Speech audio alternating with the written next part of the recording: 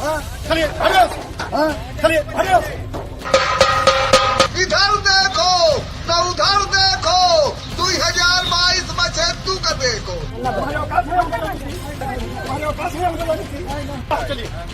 चलिए पुलिस जिस शख्स को धक्के मार रही है औकात दिखा। आप लोगों ने ये जो दृश्य देखा, ये दृश्य कौशाम्बी का है। कौशाम्बी से लोकसभा का निर्दलीय चुनाव लड़ रहे छेदू चमार का है। छेदू चमार इस समय सुर्खियों में है क्योंकि उन्हें सीओ कौशाम्बी के ने धक्का मारकर चुनाव कार्यालय से बाहर कर दिया। क्योंकि जैसे आपने देखा होगा, गरीब व्यक्ति जहाँ भी होता है उसे अपमानित किया जाता है। किसी की सरकार हो, जो ये सरकारें भी हैं जो कहती हैं गरीब अमीर सबको सामान लेकर चल रहे हैं, जाति धर्म को सामान लेकर चल रहे हैं। जैसे ही छेदू चमार लोकसभा चुनाव का पर्चा दाखिल करके बाहर आ रहे थे, वो अपना प्रचार कर रहे थे, तभी सीओ ने उन्हें धक्का मार मार कर बाहर कर दिया।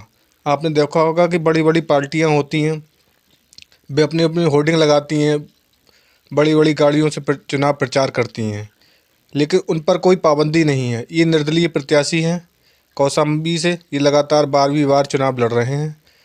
कौशाम्बी में एक बार ये चुनाव जीत भी गए क्षेत्र पंचायत का।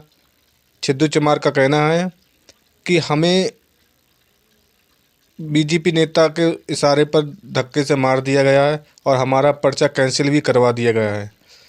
आपने देखा होगा कि जैसे कि गरीब आदमी की कोई जाति धर्म की बात नहीं करता है। इस देश में दो ही जातियां हैं, एक गरीबी एक अमीरी। गरीब व्यक्ति की कोई सुनने वाला नहीं है, चाहे किसी की सरकार हो। अरे भारतीय जनता पार्टी की इस समय मौजूदा सरकार है कि इस सीओ पर एक्शन होना चाहिए, नहीं होना चाहिए, क्योंकि चुनाव आयोग तो तुरंत एक्शन लेना चाहिए। कौशाम्बी से निर्दलीय लोकसभा प्रत्याशी छेदू चमार के लिए धक्का मारकर सीओ ने बाहर कर दिया, जबकि वो अपना चुनाव प्रचार कर रहे थे। उन्होंने कहा कि तुम्हारी औकात नहीं है। ऐसे शब्द पुलिस प्रशासन में होते हुए एक संवैधानिक पद पर तैनात सीओ के लिए अच्छा नहीं लगता है कि ऐसे बड़े अधिकारी किसी प्रत्याशी को, जो भी देश का सबसे बड़ा चुनाव लोकसभा चुनाव में का उम्मीदवार है, उसे धक्का मारकर बाहर कर दिया जाता है। सब लोग कहते हैं ओबीसी एसटी एसटी जेसी सबके, हम सभी जातियों के साथ हैं। इनका कौन साथ देगा, कौन न्याय देगा? क्या सीओ पर कार्रवाई होगी? नहीं होगी, क्योंकि वो बड़े पद पर हैं। गरीब आदमी से उन्होंने पंगा लिया है। गरीब आदमी कुछ नहीं कर सकता।